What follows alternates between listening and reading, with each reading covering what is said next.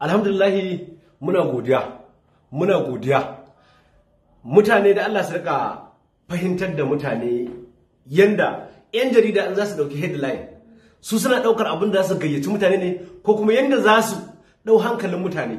Wasu suna rubutawa rarara ya ce ya daina wa Buhari waka, ba haka bane. Wasu suna cewa rarara ya ce ba zai yi waka ba, sai talakawa sun ba shi naira dubu. Abinda na faɗa cewa nayi waɗanda suke propaganda suna ƙaryar cewa yanzu talakawa ba sa tare da Buhari, suna ƙaryar cewa yanzu farin jinin Buhari ya dishi. Sai na ce to ni na gamsu da Buhari, na kuma yarda har yanzu bai canza ba, zuciyar shi yana so ya gyara ƙasar nan. Na ce to ina da ayyukan Buhari kuma waɗanda yayi, abubuwa waɗanda yayi a jihohi daban-daban na ƙasar nan, waɗanda ya zo ya saita mana ƙasar nan, zan fito da su a cikin waƙan nan. Ta mana ƙasar nan zan fito da su a cikin waƙan nan, zan mai da su waƙa.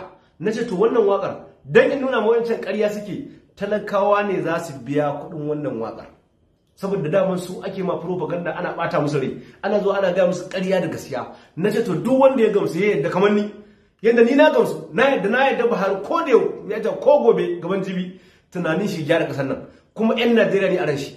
To saboda haka kuma na dauki gudunmuwa ta har 5,000 na sa a cikin wannan account din. Sai na bada account number, na ce wannan account din anan za a sa kudin nan. Account din nan Zenith Bank ne, Zenith Bank, Rarara Multimedia Company Nigeria Limited. Account din nan shine 1016 shine 42 sai 21 sai kuma 03. Zan maimaita 1016422103 shine account number da zaka sa wannan kudi. In zaka sa wannan kudin ka rubuta